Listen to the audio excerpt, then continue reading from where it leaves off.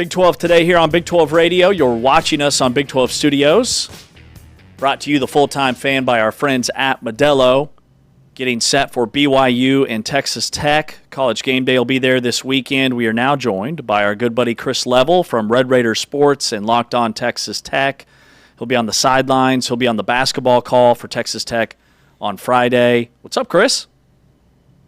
Nothing. Just another normal week in the 806. No, man, I appreciate you guys having me on. This is a lot of fun. This is what we kind of live for, right? This time of year, meaningful sports, and yeah, here we go. So today's Thursday. The game's Saturday. When does it start to feel like game day? Like, when does it start to feel in Lubbock like, okay, something big is happening this weekend?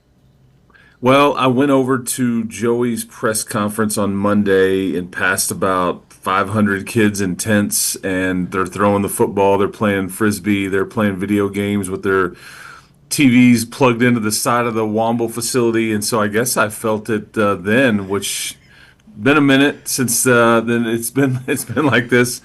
Now there's nearly, I don't know, just under 2,000 kids out there camping out at 3 different locations, and the game day set is being built nearby. I keep getting text messages, hey, I just saw the College Game Day bus riding down. I'm like, yeah, cool, man. I don't know what it's a bus with a logo on it.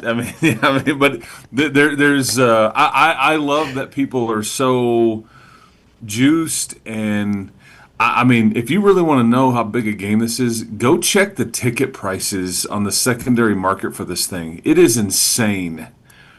You're talking $400 to $500 as the cheapest ticket. Yeah. Which is just, and this is a stadium that's going to hold over 60,000 people, but it's been, and this is great for Brett Yormark and this league. This is what we all wanted, and this is what you wondered if you could ever achieve. And here it is, sitting right here in your lap, and you got 2 programs that are in the top 10, and I'm here for it, man. It should be a lot of fun, but there will be 5 rings to this circus this weekend. I mean, there's a lot going on. Makes my head want to explode, but we're going to try to stay in the moment. Yeah, it's a great point, especially about Brett Yormark and the Big 12. And, the last time 2 top 10 teams met in the Big 12, it was 2021 in the Big 12 championship game. So to have 2 top 10 teams meeting here, before the Big 12 championship game speaks to the strength of the conference right now, which we weren't sure would be attainable 2, 3, 4, 5 years ago. Chris, I think we've spent so much time talking about this defense, but specifically in the players on the defense. I mean, Jacob Rodriguez is incredible, and he's the defensive player of the year in college football and in the Big 12. There's no doubt about that. And, David Bailey and Romello Height. I haven't specifically talked a ton about Sheil Wood and how big of an addition he's been. Can you just speak to their new DC and how much of a difference he's made on this roster and on this defense? He said something on Monday that it was very simple and yet very meaningful, and I think he was trying to, because what has been great about Sheil is he's giving every bit of the credit to the players. You talk to the players, they give every bit of the credit to their coach. But he said, I had a mentor tell me one time, you teach kids how to study film, you teach them the angles of the game, and when they can do that and they're really into it, then it all works, because this is an old team that is mature, and you talk to the older players and they're saying, hey, what's fun for us as older players is I'm seeing some of the true freshmen, the redshirt freshmen. We're coming into the film room and they're already in there looking at stuff. But Sheil's just done a great job. I mean, and he does have really good players. He will be the first to tell you that. But he has an ability to adjust. If you go look at like what you've been able to do in the second half to teams, it's pretty impressive. And again, he's got playmakers at all 3 levels. I think some of the Jacob Rodriguez and the David Bailey's, Romello Heights, they get a lot of attention. The Lee Hunters in the middle, Bryce Pollock at corner, Cole Wisniewski at safety. There's just playmakers at all 3 levels here, and that's what's fascinating. But like Cole Wisniewski forces a fumble against Kansas State last weekend, or actually recovered it, and then he sprinted over to go hand it to Jacob Rodriguez. And like, hey man, you lost something. Here you go. I mean, and like that's it's just it's working well together. But yeah, Shields done a great job. Yeah, I and mean, there's no doubt. show me a great coach with bad players, and I'll show you a bad team. You know, like Yeah, Greg yeah. Popovich may be the best coach of all time, and like without Kawhi Leonard and Tim Duncan and Manu Ginobili, he wasn't so good. You know, like that's Yeah. kind of how it works. But he doesn't. He's not. You know, when I learned this back in say maybe May or June, he wasn't going to come in here when he realized what he had. Sometimes coaches' ability to not overcoach or overthink it is their best ability. Yeah, totally. It's like I don't have to come in here and reinvent the wheel. We don't have to throw a ton of scheme and have the playbook be no. Right. I mean, let's keep it fair. I think I talked about that with you guys some in the summer, like keeping it fairly simple. They do adjust. I mean, like here's some of the fun bells and whistles that we have seen though that they have unveiled as they've gone along. I mean, he has put Romello Height and David Bailey at different times standing up as almost like a middle linebacker spy, and that has got to be a frightening sight to the opposing quarterback. And they've just done some different. He's just got a lot of fun chess pieces to play with here, and he's certainly utilizing them. We're talking with Chris Level. He'll be on the sidelines for the BYU Texas Tech game this Saturday.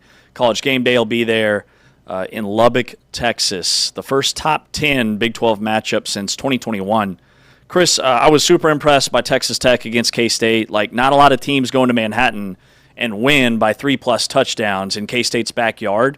What stood out to you, and where does Texas Tech maybe have to be even a little bit better against BYU in some areas? Yeah, well, that's been a house of horrors for Texas Tech. That Bill Snyder Family Stadium just haven't had a lot of success there, and so that was it probably wasn't as big nationally, but inside the Texas Tech program, that was a big deal to go in there and win, and then doing it the way you did it. I thought at the beginning of that game, you could tell there was some misdirection. It was a lot of QB run with Avery Johnson, and then once Matt Wells kind of had shown you what they didn't really have anything to lean on, because once Texas Tech adjusted to some of those unbalanced formations, I just thought that Avery Johnson just didn't have enough help around him, and that's what Texas Tech can do to you. They just, Jace Brown got loose one time, but they kind of said the QB and the receiver, nothing else, and there was just not anybody else that you felt like could hurt you. I thought Barron played a good game, but it was their ability to run the ball. That's really been the thing about Texas Tech this year, is in their best games, they've been able to run it when they want to and when the opposition knows it's coming. And they were really able to establish that, I think in Manhattan. They did so against Kansas in Lubbock. They did so against Utah and Salt Lake City. And those were some of their best games when they were just really, able to run the ball when they wanted to.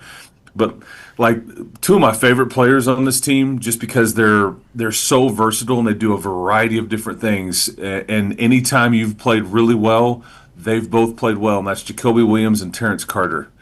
You'd missed Terrence Carter a week before, and so you're trying to heal him up, and he's just such a mismatch. It's a 6'2", 250-pound tight end that you line up all over the place, backfield, slot, hand in the ground, outside. And he gets in the open field, and he just starts Earl Campbelling people. I mean, he just is, like running over him, but he's so fast. And it's a fascinating matchup because he can do so much. And then Jacoby Williams as a returner, and then he busted off the long run the other day. So I think the ability to run the ball, sorry for the long answer. Yeah, no, Carter is an NFL player. I mean, he is impressive. He's a freight train when he gets downhill. Behren Morton, Chris, what's your kind of total assessment of him? Obviously the health is a part of this, but just give us your sense of how Barrett, from your vantage point, how Barron's played this year, and like, do you think at this point, like, he's playing well enough to win playoff games? Yeah, this whole thing to this point has largely sucked for him, just because he got smoked on a blitz the first game of the year. Yeah. And this is really the same issue he's dealing with, and I just hate it because it's like, man, you sit around all summer and you're coming back from a shoulder surgery and you've got these visions of, man, I just want to have the right kind of senior season and just go out the right way and feel good and all that. And he just really hasn't had any kind of continuity. I thought it is worth noting the committee really, I guess, didn't ding you as much for that Arizona State loss because Barron was out. I did hear that we mentioned this on our broadcast last week, but we were talking to Mac Leftwich, the offensive coordinator, and he said like they talked to the Arizona State staff, and he said we feared Barron Morton much more than we did Will Hammond. It's not a shot at Will Hammond. It's just Barron does some different things with his arm and all that stuff. Well, they got Will Hammond and they beat him, but he's been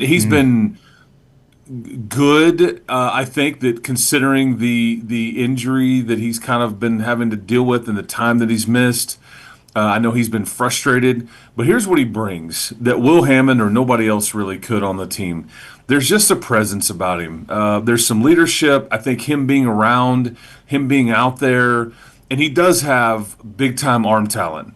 He's got a lot of experience, and the thing, it's not lost on me too that you've run the ball really well in some of the games that Barron has played the majority of because he checks to the right play, checks out of a bad one on the RPO stuff. He knows when to hand it or when to throw it. I mean, there's some I think things there that are helping the run game out when he's in there. And it's crazy I'm saying that because Will Hammond is so good at running the ball himself. But I think there's just some things that Barron brings to the table that just because of his experience. And yeah, I do. I don't think he's played his best yet. I think that he will. This is like I don't want to make too much of it, but it's really. I mean, all roads lead to this. This is kind of a legacy type game for this program, for this head coach, and really this quarterback on Saturday. It just is. If you play really well, people will remember it forever. If you don't, same. That's just right, wrong, or indifferent. That's just kind of where this is at, and I expect him to at least play well. But if he plays great, I mean, again, it certainly wouldn't hurt. Yeah, that's a really good point because for whatever reason, like Barron's not in the same conversation as other Texas Tech quarterbacks of the past. And I remember Zach Kittley, last year's offensive coordinator, who's coached Mahomes and Bailey Zappi and a ton of guys that have been in the NFL, and he said Barron Morton has the second most live arm, like the second strongest arm next to Mahomes that I've ever been around. But people don't think of Barron Morton in that same light. So if he goes out and he balls out, will people start to think of him differently, to your point?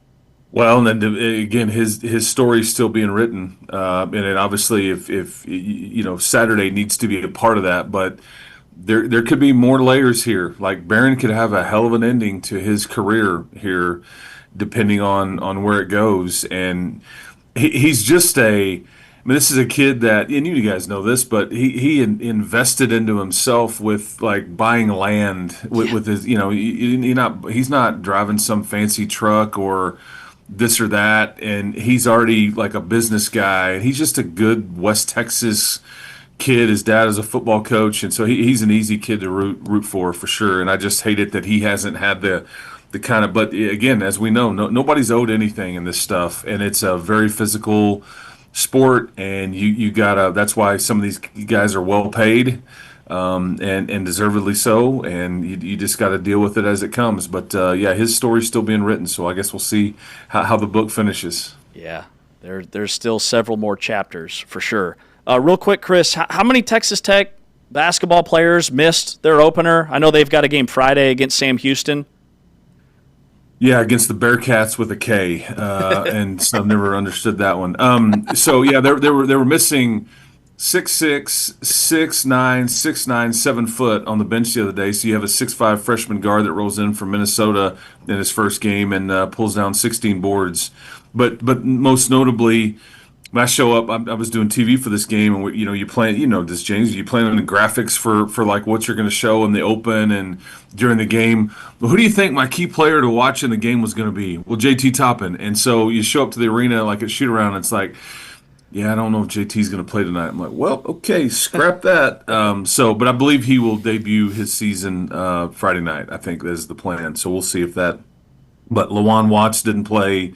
Luke Bomboye, who's arguably your starting center, didn't play. So, yeah, man, you were a bit undersized even against old Lindenwood, if you can believe that. Man, can't wait for that game on Friday. Can't wait to see Toppin. And then it all leads to Saturday at noon Eastern, 11 a.m. Central, College Game Day on ABC. Chris, thank you so much for your time. We are so excited for what's going to take place in Lubbock on Saturday. Yeah, keep hope alive, boys. It's a good time to be a Red Raider. It's a good time to be a Big 12 fan too. So we'll talk to you next time. All right, man. Thanks, Chris. We'll see you. Chris Got it. Level on the sidelines for Texas Tech and BYU. He will be the analyst for Texas Tech men's basketball, their game against Sam Houston on Friday. Also host of Red Raider Sports and Locked on Texas Tech podcast. Always great to catch up with our good buddy Chris Level. Man, they were missing some dudes in that basketball opener. And then Baron Morton, all the stuff about his legacy, like that conversation just kind of magnified how important this game is for him specifically. And we'll talk more about Big 12 quarterbacks and their legacy.